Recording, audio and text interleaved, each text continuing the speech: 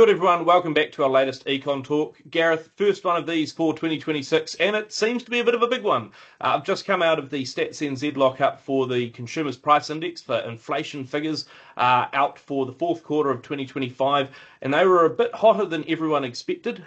You'll remember, of course, the Reserve Bank had been picking at their November monetary policy statement a 2.7% increase. That would have been a slowback in inflation from what was a 3.0% result in the September quarter. So effectively, the Reserve Bank's view was, hey, things should start to cool from here. There's excess capacity in the economy that should be able to lessen just how intense any pricing sort of pressures might be. The market pick, and in fact our own pick, was 3.0% because of some of the more recent data that had shown there was a bit more inflationary pressure, particularly in the likes of energy and similar. But then the actual result coming in even hotter than expected, 3.1% per annum. First time that we've seen inflation outside the Reserve Bank's target bands in a while. Highest inflation, I think, in 18 months. I mean, I don't want to catastrophize because 3.1% is only just outside of the band. But inflation is going in the wrong direction. And I think that is going to start to make people quite uncomfortable, given that the whole idea last year seemed to be, well, interest rates have needed to be cut because there's spare capacity in the economy. That spare capacity will limit pricing increases, and then eventually the economy will get going and everything will sort of be in a better place. We've seemingly managed to have inflation that's gotten a bit hotter with prior interest rate cuts. You now bring forward interest rate cuts from 2025 that at some point in 2026 will add to the economy. And you sort of just get into this uncomfortable position where there's a little bit more pressure in there. Now, I mean, breaking down some of the figures, if you look at what's driving headline inflation, you had the likes of non-tradable, so domestically based prices. They sort of stubbornly plateaued at 3.5% in the December quarter and the fourth quarter of the year. Tradables increased a bit further. Again, that was expected, the likes of fuel prices and similar coming through. You also had in the quarter some of the more sort of seasonal international airline prices that were coming up. But it's other stuff, the fact that you were seeing an increase, and sort of not a small increase, in the likes of building costs, that you were seeing sort of further increases in some of the telecommunication services and similar coming through. I mean, looking through all of this, Gareth, like I say, the headline figure's not great. Some of the partials aren't great. It's not red alert time yet, but it's got to be uncomfortable that we're seeing inflation starting to accelerate even further. Yeah, and the difficulty is, I mean, look, you could continue to make the same argument that we've had for the last year or so, where the Reserve Bank, as you say, has said we've got weak growth, we've got spare capacity, therefore inflation will ease. But, how long do you keep making that argument until you realise that you're wrong? Now, it's not as bad or as obvious as it was in 2021, 22, when inflation was accelerating and everything was under pressure. But you take something like the electricity and the gas prices, which are up, 12 to 16% on where they were a year ago. Those are the sort of costs that businesses have little sort of option really but to pass on those increases, and so there is potentially flow-on effects or second-round effects coming through that even in a weak economic environment it is going to lead to more inflation. You couple that with, of course, the fact that inflation expectations, they're still sitting at about 3%. That's higher than they were through much of the decade leading up to COVID, and so there's a bit of a sense that because we let things get out of the bag through 21, 22 in terms of both actual inflation and therefore expectations around it, that there may well be a bit of a mindset from businesses that, we've been able to put up prices in the past, and even though things are weak at the moment in terms of demand conditions, our competitors are suffering the same pressures, and so we're comfortable with putting up prices again. So that's the sort of thing that the Reserve Bank has to try and weigh up and go, how much of this is temporary versus how much should we actually be worried about. The other difficult thing to judge at the moment, of course, is we've got a new Reserve Bank governor in place. We've had, a couple of comments or statements from her, but not really any clear signs yet in terms of how she is going to influence the Monetary Policy Committee and indeed the sort of forecasts and the sort of view of the Reserve Bank going forward.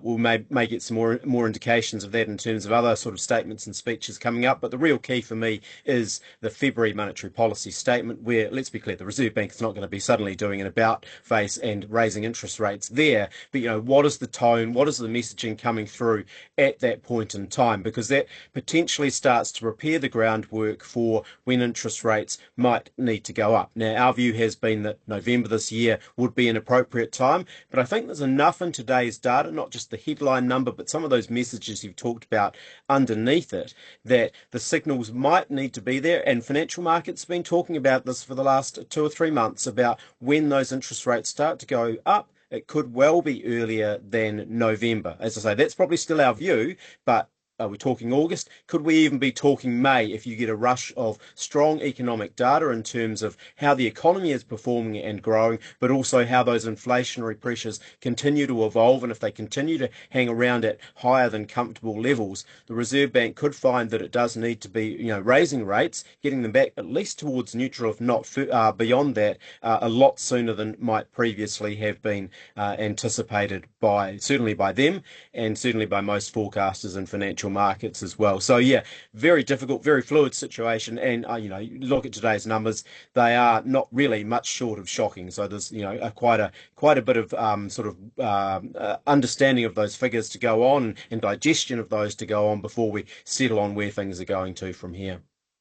And that, I guess, is the interesting thing, right? Like, market forecasts were at 3%. Maybe that shouldn't, at 3.1, feel like too much of a surprise, but it sort of was almost the breadth of pressure. And it was interesting that, you've still got a lot of core prices, if you will, or sort of essentials prices that are still hitting. They're the sort of things that households can't avoid. And you're right, they're the sorts of things that are often inputs for businesses as well. But it's also that even though you don't necessarily have everything that is increasing in price at a really rapid clip, it's sort of broad enough that it still hurts. And it was interesting, Stats NZ profiled today that over the last year, about 80% of the items they track in the basket had increased, which is sort of a higher rate than previously.